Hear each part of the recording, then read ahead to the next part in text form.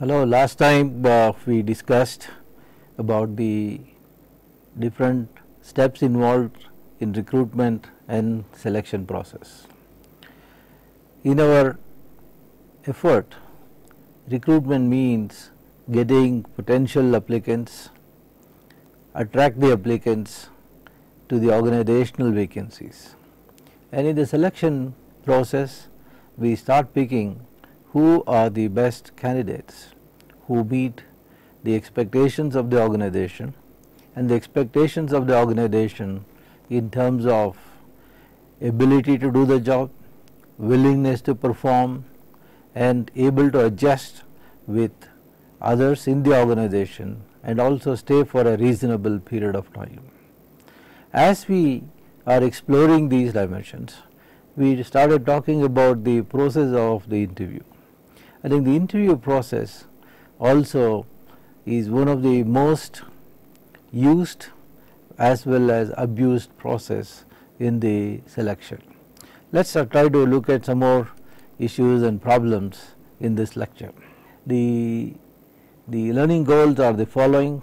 You should have learnt and understood common interview problems, advantages and disadvantages of interviews, then also the other methods like references and the background checks and selection decision, and the aspects of making the job offer. Then what do we mean by the contracts of employment, and then how can we evaluate the selection process, and legal aspects of recruitment and selection, as well as some dimensions of selection process, selection practices in some of the Indian organizations. I think that is the basic coverage of what I intend to do today. If we start seeing the common interview problems, as we mentioned last time, the interview process could be a very structured one or an unstructured one, or it could be a mixed one. It could be a stress interview, or it could be a systematic process of exploring the responses of the candidate from one to many, and the varieties what we have seen. In this lecture today, we will start with the kind of problems what we have seen during the interview process. One of the most important things is that interviewers do not seek applicants' information dimension needed for successful job performance. So that means they do not know what is this applicant consists, what is that he has applied for, what is that he has. So they do not have a complete job description or an accurate appraisal of the critical job requirement. So when they start the interview process, it becomes too generic. Then they start asking whether can you work in the night shift, can you travel, do you think you can take some responsibility for money, what is that you like, if you do not give that offer what would you do. So there are many of these things are asked.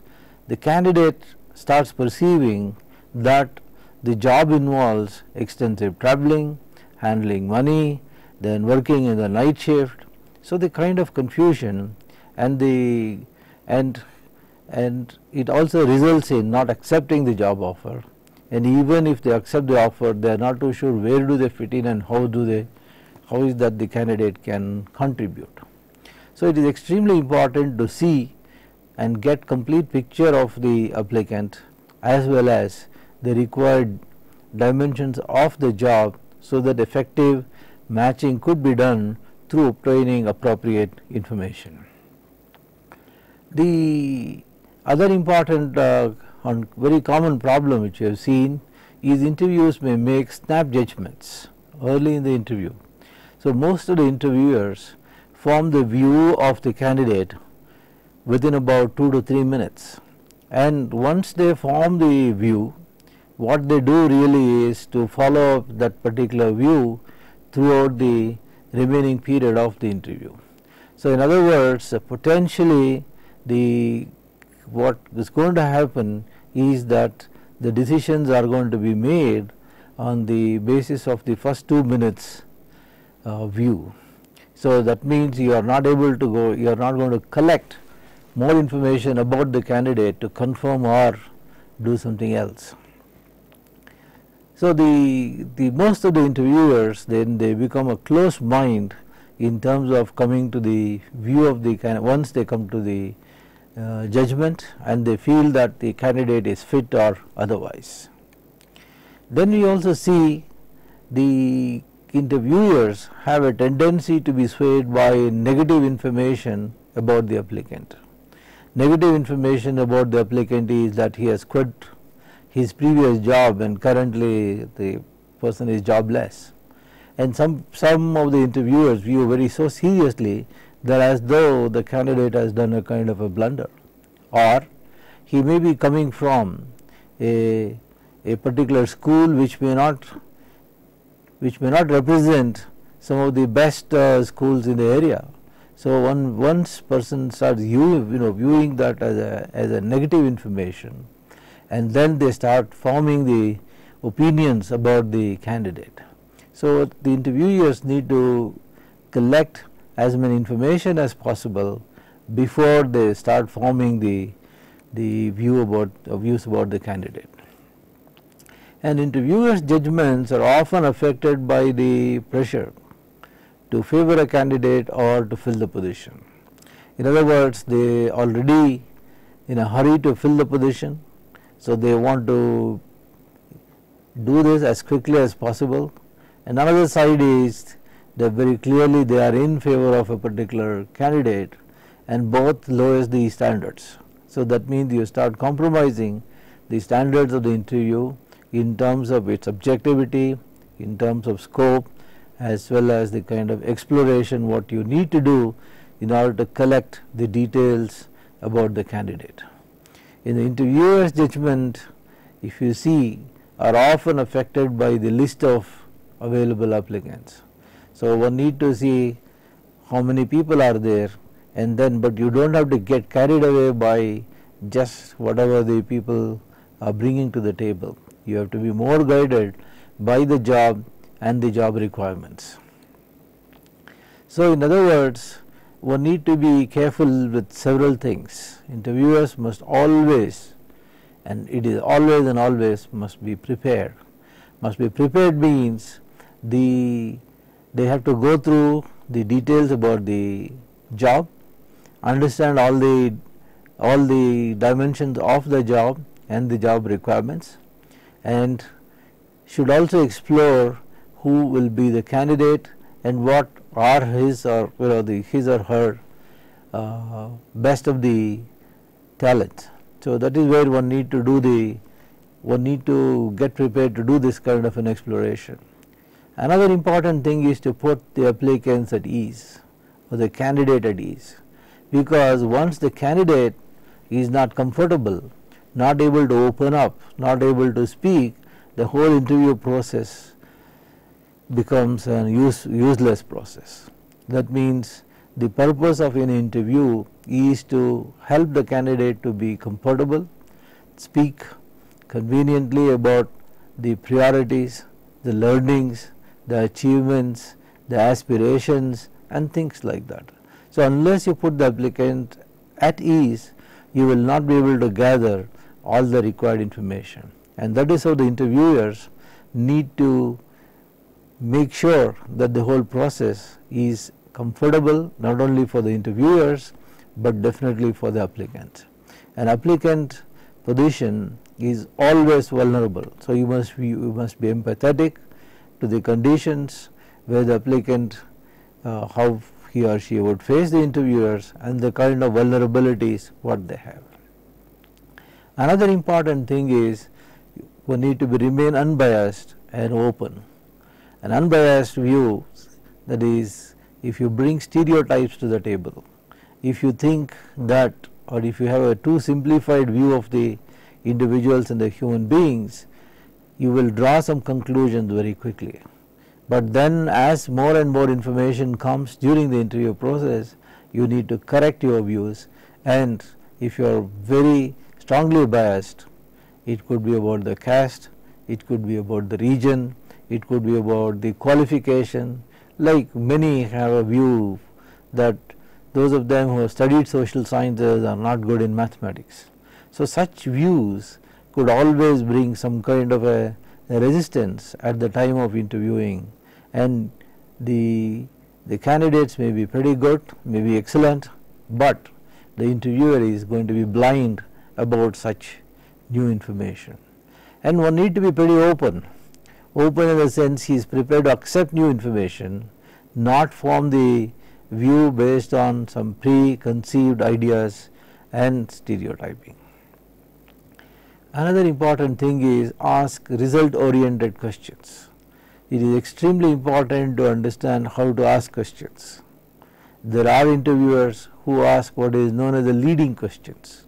For example, the interviewer may ask, do you think profits are necessary to the company? When they ask such questions, it is basically the results in an obvious yes from the candidate, and such leading questions do not help, or getting an yes or no kind of a response from the candidate do not help to analyze, understand the potential of the candidate. So, always you must see what kind of questions I need to ask, what dimensions am I measuring or looking into or examining, so that the question and the likely answer are linked. I think that is what we are asking. We are talking about this, ask result oriented questions. Another important thing is to use silence selectively. At times the candidate would like to think, would like to recall, then possibly would like to use some paper pencil to define the various steps involved in the problem. I think it is important to use silence selectively to see how the candidate would like to approach the problem, analyze the problem, and whether the candidate is in a position to apply himself or herself. And the last point is extremely important. As we are talking about putting applicants at ease, which people also called as the rapport building, the closing of the interview is also equally important. So, one need to close the interview with care and help the interviewee to get a formal correct picture of the expected task, as well as get some positive view of the organization and the likely responsibilities he or she is going to handle in the future. Towards making this whole the interview process as a very standard process, people have suggested use the structured interview. I did mention this in our last discussion as well. The structured interview is based on directly asking questions which are job related. So, one need to do the good job analysis, and then you apply a series of job related questions, but with predetermined answers, and you can scale it, or you can rank it, or you can compare it, so that you can be very consistent across all interviews for a particular job and amongst the set of applicants. So, in a structured interview, the idea, the thought is to make sure that you ask a standard set of questions and then try to obtain the answers. But the difficulty comes when the candidates are going to discuss among themselves, talk about what could be the kind of a future question, and learning from each other, particularly learning from those of them who have completed the interview, and then come up with some pseudo kind of an answer. I think that is where the interviewer must be a little sensitive about what happens after the interviews are over. As you complete few interviews, you must change the questioning, the details of asking getting the information from the candidates must be altered, so that the learning from each other is not resulting in getting some spurious information. So, examples of structured interview is the following. In this example, you can see that like situational, you are packing things into your car and getting ready for your family vacation. When it hits you that you promised to meet a client this morning, you did not pencil the meeting into your calendar, that is, you did not make a note of it, it slipped your mind until just now, what do you do? So that means you promised to do something, but now you are off, and you are likely to be off. What will you do? Or with respect to the job knowledge, what is the correct procedure for determining the appropriate oven temperature when running a new batch of steel? This could be another specific job related knowledge. Or in terms of the worker requirements, some periods are extremely busy in our business. What are your feelings about working overtime or staying beyond the normal hours? So that means in a structured interview you try and probe and ask the similar questions to all the candidates and then try and obtain. I think the standardization of the questioning process has both advantages as well as disadvantages. But certainly an interviewer who starts thinking about what to ask during the interview is a much more damaging to the interview process than one who can think a priori about what questions I am likely to ask and what do I expect from the candidate, and based on the answers how do I classify the person. If that schema is worked out by the interviewers, I think that is what is supposed to happen. I think that is what the structured interview brings to the table. But advantages one can always list, but as we are recognizing, the interview is an important process. It is a process of asking questions and getting responses from the candidates, and definitely it is useful for determining the applicant whether he has requisite communicative or social skills which may be necessary for the job performance. I think that is the kind of a first thing we can do in the interview thing. Another important thing is we can always get some kind of a supplementary information.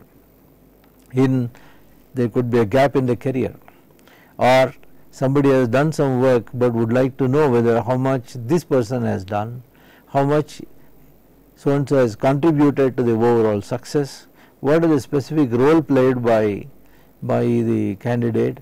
So in an interview process you can explore and get some supplementary information what is given in the application as a part of the record. And it is also most useful to understand the candidate's verbal fluency in terms of how he can propose certain ideas, how can he defend some of the ideas, and how he provides the thought and the arguments and the clarity with which one can present. So most of these things can be explored during the interview process, and it is also possible to explore the job knowledge. So that means you are able to provide different situations one is likely to face on the job, and then try and ask for that how is this can be solved, what understanding is required, and whether the person is able to apply the understanding to solve specific issues. So the knowledge and its applications also can be explored, assessed through a good interview process. Another important thing is the most important thing is can be used for the selection among equally qualified applicants. So when people apply with similar qualities, similar background, definitely you see who is most acceptable, who is able to, who can in terms of his attitudes, predispositions and personality and emotionality wise, who is better. I think such judgments are also possible through an understanding of dialogue and discussion with the candidate. It enables also the interviewer or the supervisor or the co-workers to determine if there is a compatibility between the applicant and the employees. So in many organizations what they do is to send the employee send the candidate to different employees in the organization, at least 4 to 5 employees, that is co-workers and the supervisor or the managers, talk to the potential applicant and then they come to the judgment. And it allows also the applicant to ask questions that may be the most important thing, but reveal some additional information useful for making a decision, or a selection decision of joining the organization or otherwise. So, in other words, the interview provides several of these advantages, and also the process also can be modified as needed to gather the most important information or a critical information for the purpose of selection. That means, in the interview process you do ask questions, but if you do not get a proper response, you can explore in different ways and get that required information so that you can come to some judgment.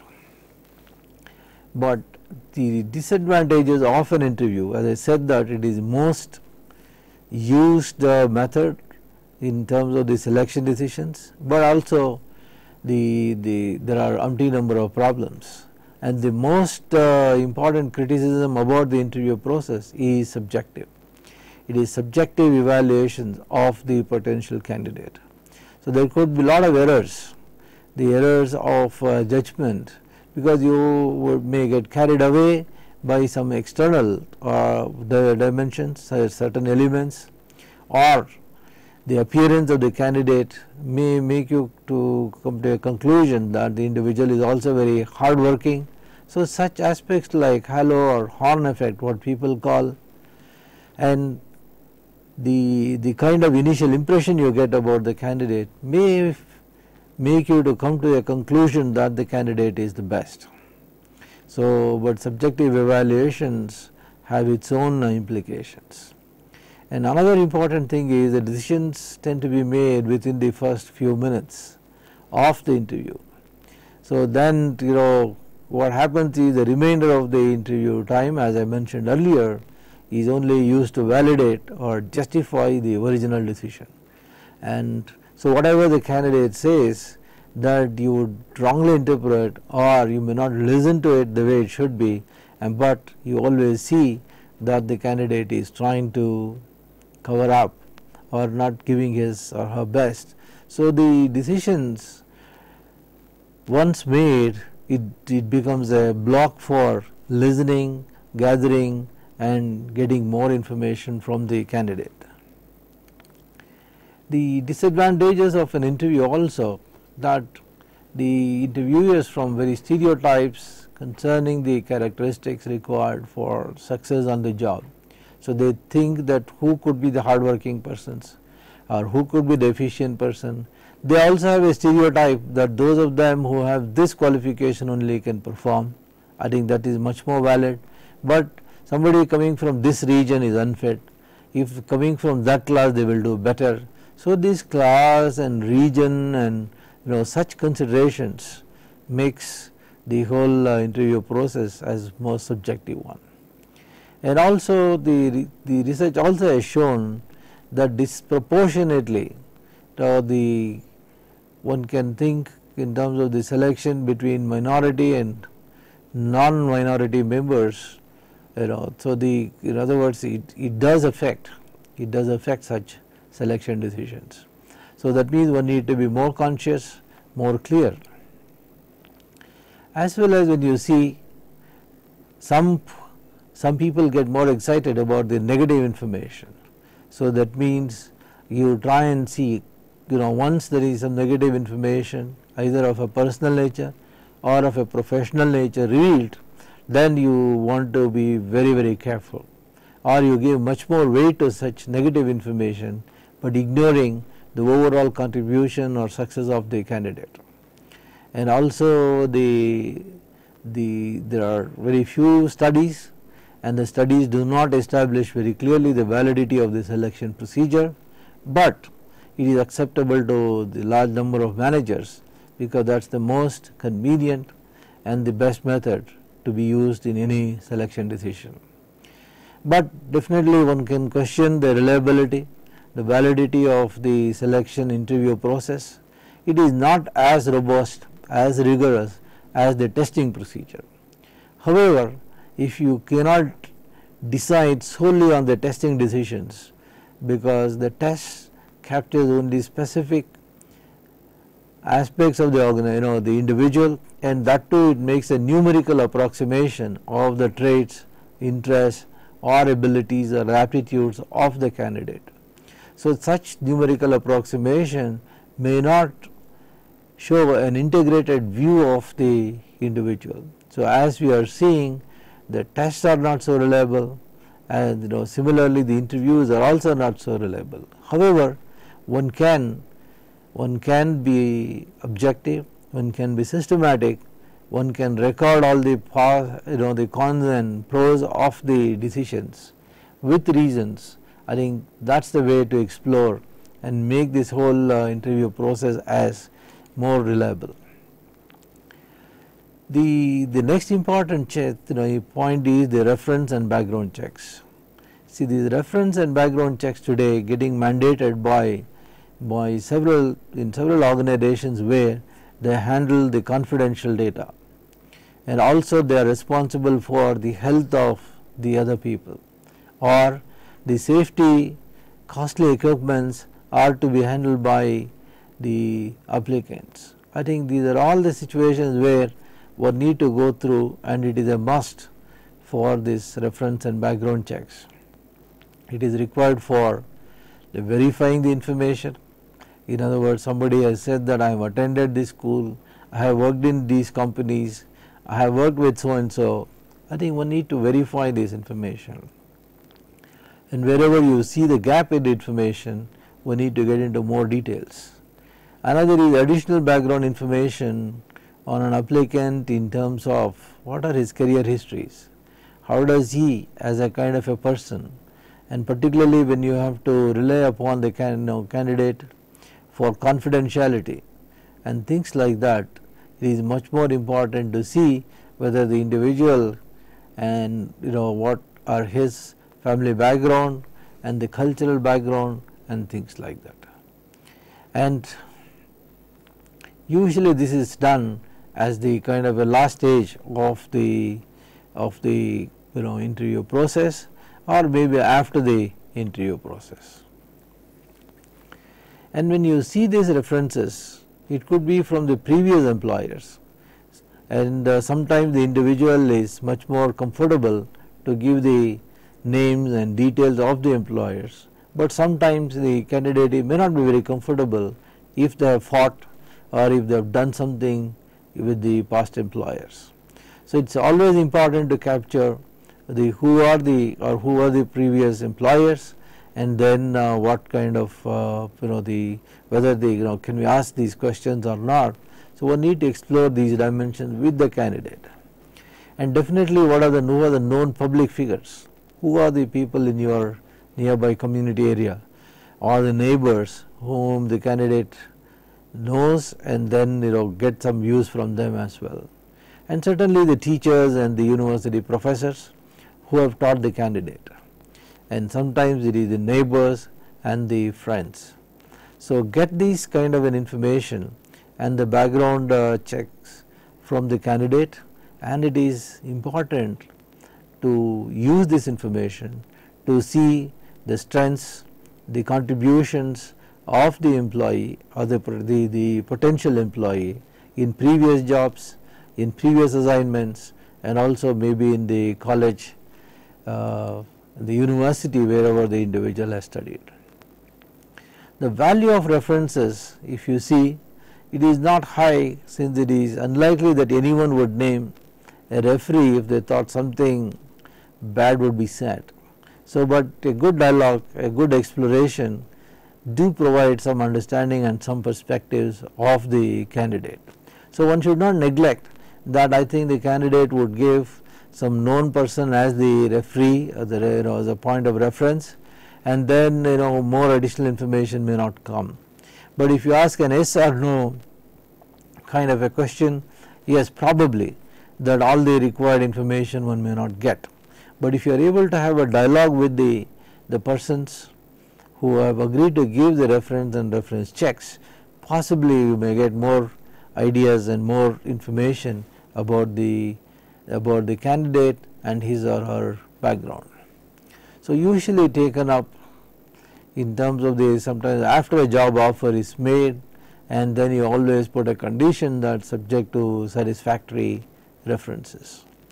And it is also to be seen the presence of references is often more significant than the content. So, making sure that at least there are a set of references are available about the candidate who talk something positive, or at least there are no negative remarks. I think that is how the reference checks are deployed. I think the next important point is the selection decision. Selection decision, the most critical of all these steps, and then you start reducing the choices, and now to narrow down the number of candidates. So, once you start doing this, so you may start with several candidates, then finally you reduce it to about 5 or 6, and if you have that kind of a comfortable supportive job market, and then you reduce it to 1 or 2 or 3 people, and then you start seeing that who could meet or who could be the best kind of a thing. So, the initial offers are made in terms of this narrowing down, and also arranging them in terms of who is the best and who is the next best, or maybe the next best. So, such arrangement comes around a critical analysis of all the details obtained about the candidate, not only during the interview process, not only through the cross references and the obtaining views from the colleagues and seniors of the previous employers and the selection test, but the also the interview process. So, the several parts of this information is put to use, so that you get a complete, at least a bigger picture of the candidate, and the decision has to be made with respect to the pool of candidates.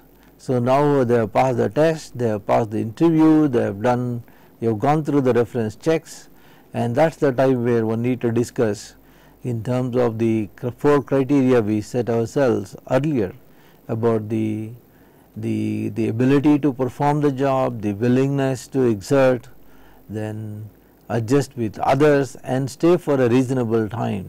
So, all this the kind of a criteria need to be compared and discussed across the candidates, and then we will see the immediate the line manager and the HR manager, they play a very significant role in this process.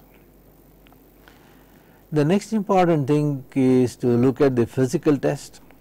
The physical test, the objective behind any physical test is to detect the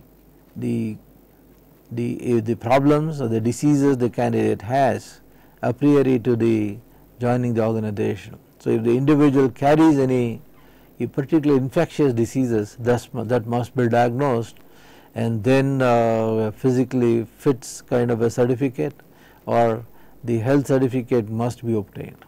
And also it assists in demanding whether an applicant is physically fit to perform the work. So, that means his general health permits to exert, and so it could be in a manual job, or it could be the pilot's job, or it could be the nursing job. So, if you look at any of these jobs, so an important investigation must be done, the physical test must be performed, so that it is useful. It is used to determine if there are certain physical capabilities. So, if there are something somebody is good at, even that also could be revealed through this physical test. But certainly it protects the employer from workers' compensation and other claims, where they can say this job led to the kind of disease what the individual has, or the complication the individual has, so that an unnecessary claim can come on the organization.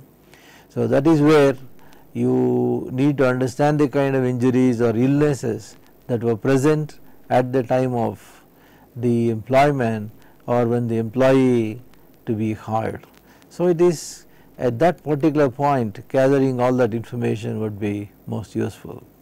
The physical test, one need to be very careful in terms of that they are basically job related and do not create a kind of a discrimination against the physically challenged people or physically affected people, but it is no way connected with the job performance, means you must give due importance and see whether you can provide opportunities for the people having that kind of a handicap. Some physical requirements may exclude certain disabled people. That means when you see specifically into the job situation, right? So then when it is not going to affect performance, I think you must ignore the such physical limitations. Other assessment centers, is an important thing. They may be used in the selection process.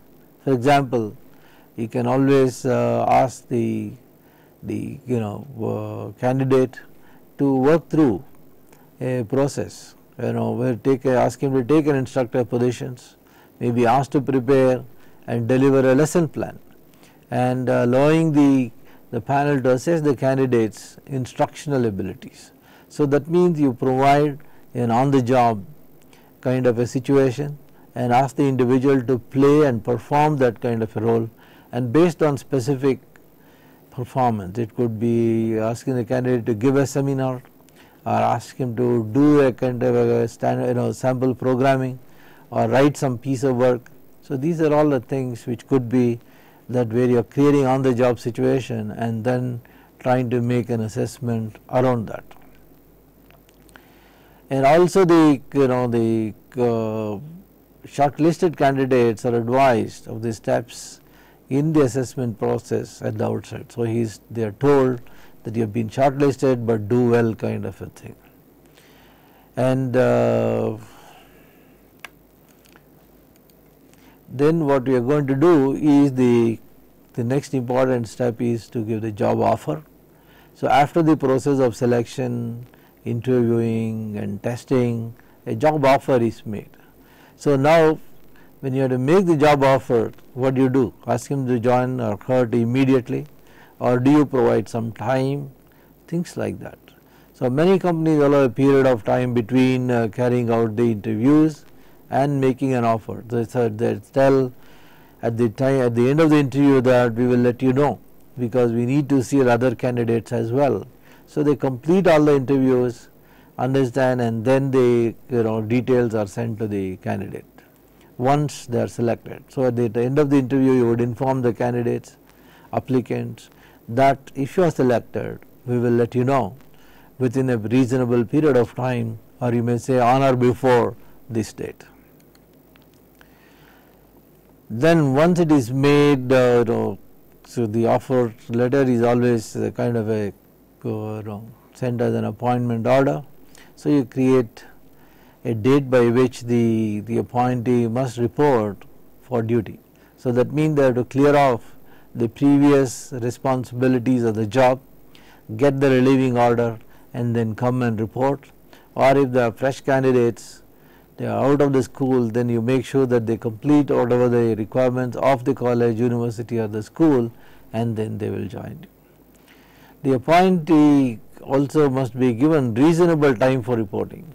So you cannot ask, come and report today, tomorrow, having you come start working. So it is always important to see and get the clearance from his previous employer, and his resignation must be accepted. So if you don't take care of such things before asking the candidate to work, you may run into some legal issues with the previous employers. Another situation could be that the details given by the candidate that you are so impressed, and once you make that kind of an offer, the candidate may think he has made it too easy or easily to the organization, and so they may also leave the organization or resign from their job also in a quicker fashion. So it is very important to create a process where the candidates do think about the job, the career, the organizational philosophy, and make a conscious decision. If they come easily, they may also go easily that means they may resign from the organization. I think that is where one need to see how we are going to make job offer.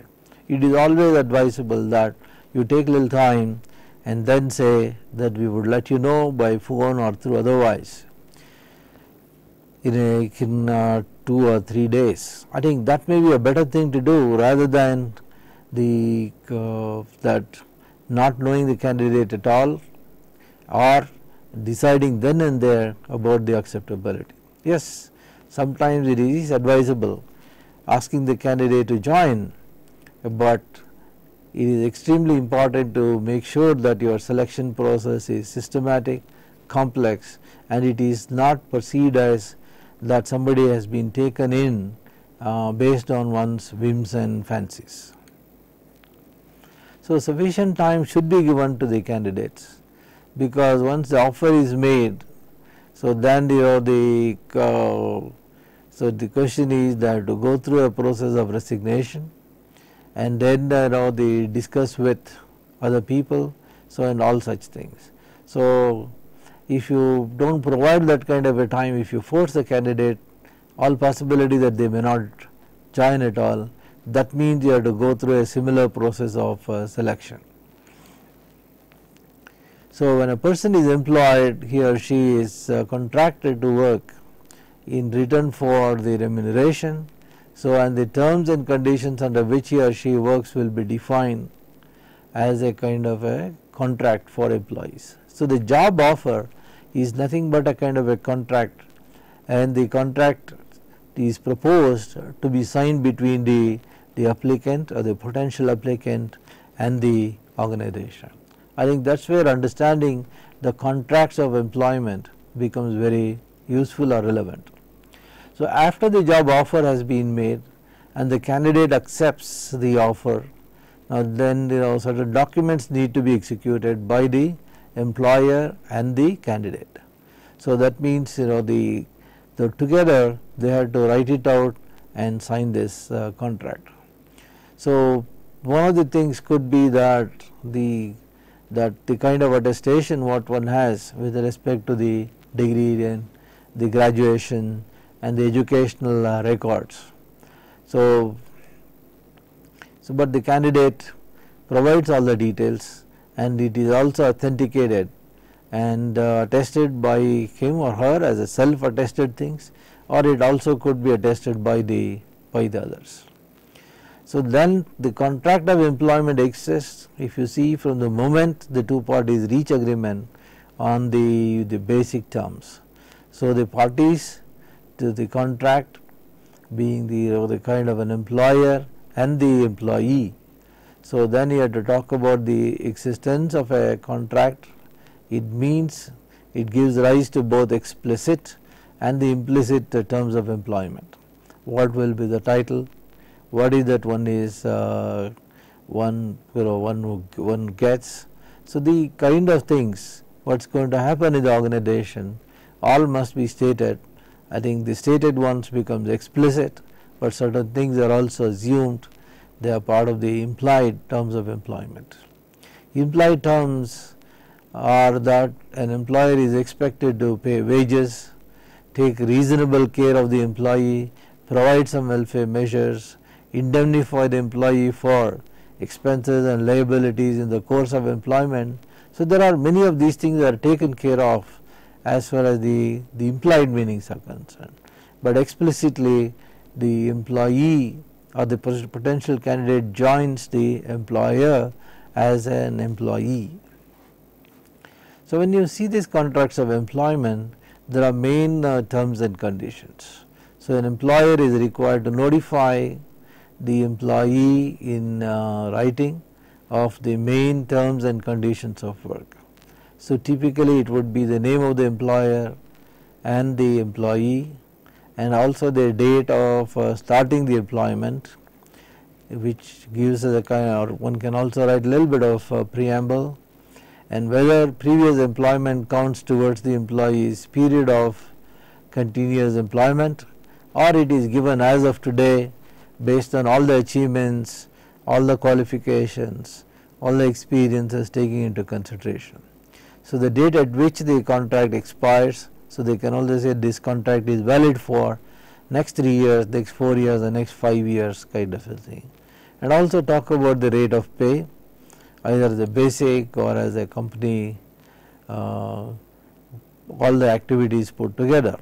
So, then you also have to talk about the intervals of pay. So, that means are there any consideration that after some years the salary going to be the enhanced. So, we are talking about the incentives and things like that, and the normal hours of work in terms of holidays, sick pay, the pension and the kind of benefits what the people call it the terminal benefits. So, one should also give some of the details of what is possible. Another important thing is the terms of notice, that as an employer or as an employee, what is that you are bound by the terms of notice, particularly with respect to the resignation. Sometimes it is 1 month during the probationary period, or it may be about 3 months either during the probationary period or after, or it can also stipulate that every year of completion of service 1 month notice to be given, and up to a maximum of 6 months. So, that means if you have worked with an employer for more than 6 years, then you are bound to give a 6 months notice. So, it is important to talk about the terms of the notice and also some grievance and disciplinary procedures. So, if somebody has a complaint, if someone is not satisfied about the salary, about the duties, about the responsibilities, about the designation, so how can he escalate and how can he discuss with the others in the organization? So, that means an understanding of grievance, complaints and how the complaints can be escalated or discussed within the organization, and also the kind of disciplinary procedures. So, the disciplinary procedures, they have to state the act of omission of what is the desirable thing and what is that should not be done, called the omissions, and the commissions, as well as how the action would be initiated in terms of the major misconducts and misbehavior and the authority to frame charges and punish. So, if these things should be stated in brief in part of this kind of a contracts of employment. I think if we start seeing, the next important point is the evaluation of the selection program. So, the broad test of this effectiveness of the selection process is the quality of the personnel hired. So, that means if people are able to join and then able to join and adjust to the organizational jobs, and they are able to perform and give a value addition where others can perceive as important, and the able to build a new work culture. I think these are all the things which talks about the effectiveness of the selection process. And also one can also see the effectiveness of the selection process as the organization having very competent as well as committed personnel. So, the competence where they are able to do some extraordinary performance, cutting edge performance, and the committed personnel is there are no excuses there, where people work hard to define what is expected and they go after it to make some of those things happen. So, the committed personnel carry that no excuse attitude. So, it is that they are results driven, and the selection defines that the people who are selected are having a kind of a passion, having a proactive approaches, have a lot of initiatives and work hard towards achieving the set goals. I think these are all the basic consideration to say whether the selection program has been successful or not. And further, if you see that if properly done will ensure the availability of such employees, that means you are also creating a kind of a pipeline of aligned and focused people in the organization. I think that is possible only through a good and systematic selection program.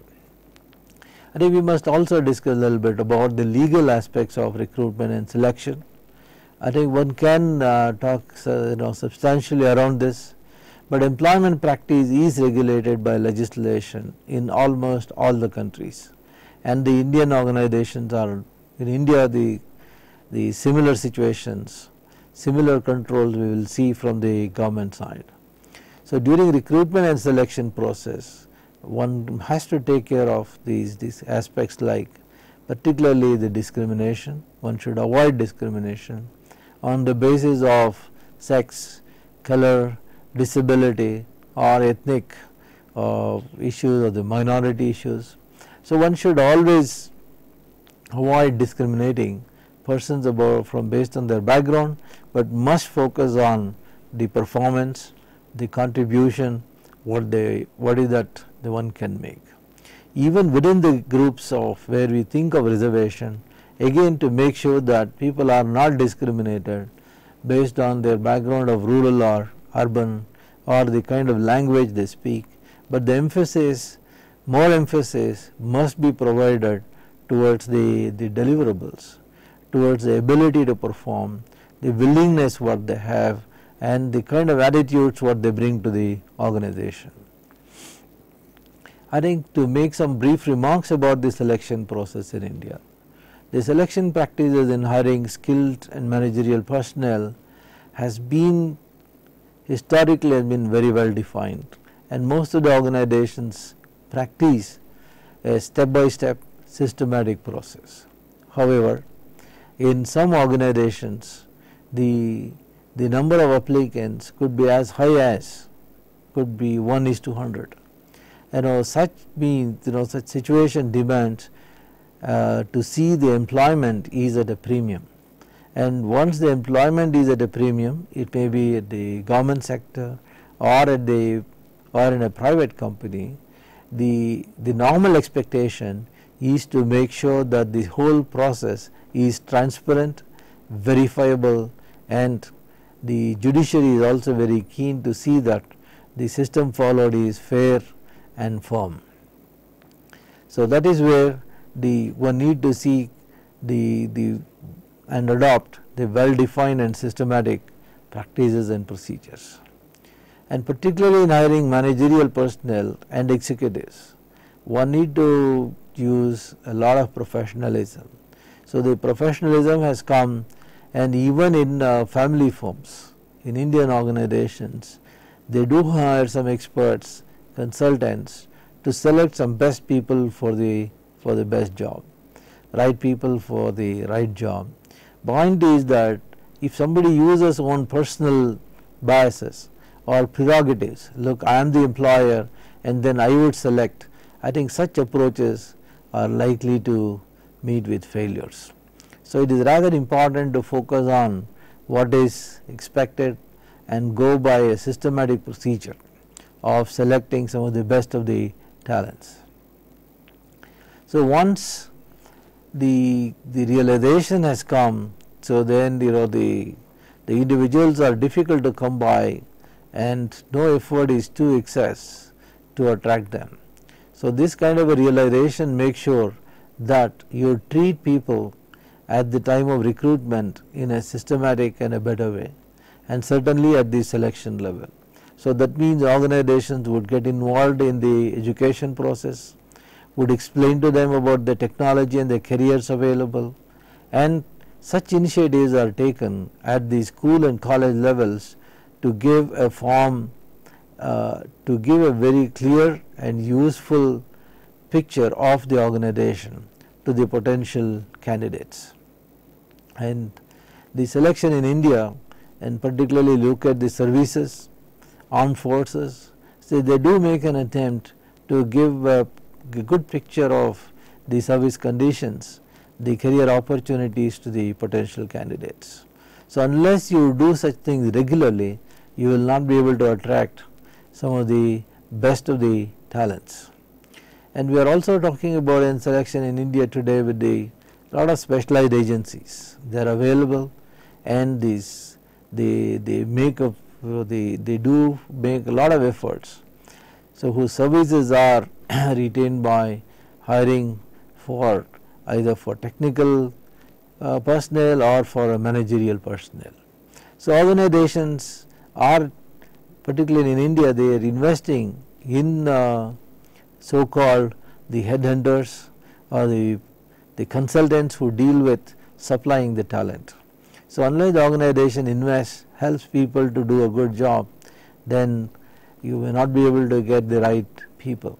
So, hiring technical and managerial personnel through specialization or the specialized agencies are also very common in Indian organization. I think another big argument about the selection and selection process, both in government in many other organizations, is merit versus and merit and not favoritism. So, the merit versus reservation and also this favoritism have become a kind of a concern in the selection decisions. How do we maintain objectivity? How do we avoid all this subjective decision making which can affect the selection process? But when employment is at premium, there are some organizations working very systematically where some of the managerial decisions are reduced, but make the whole process, particularly whole process of selection is based only on the test and less on any interviews. So, such efforts have yielded useful results to the company, but at least in the public view or in the views of the applicants, that the organization is more transparent and they are also accountable. So, basically what we have done in this is to examine some of the common interview problems. One can always add more. I have only added some of the illustrative examples. The advantages and disadvantages of the interviews and some of the care one need to exercise, and it is always important to go with preparation and make sure the candidate is at ease, and then you also get all the required information to come to some judgment, and the use of the references and the background checks, and how to come to a good selection decision, and to avoid the subjectivity which can be in any of the interview process. So, use more structured interview process and then making this kind of a job offer, and also define all the details as a part of the contracts of employment, and making sure the evaluation is done periodically and meet all the legal aspects of recruitment and selection, particularly of all the reservations, and not discriminating against any particular group, and maintaining the required diversity. And selection in India, particularly when employment is at a premium, it is always discussed. So, about the transparency, about making accountable.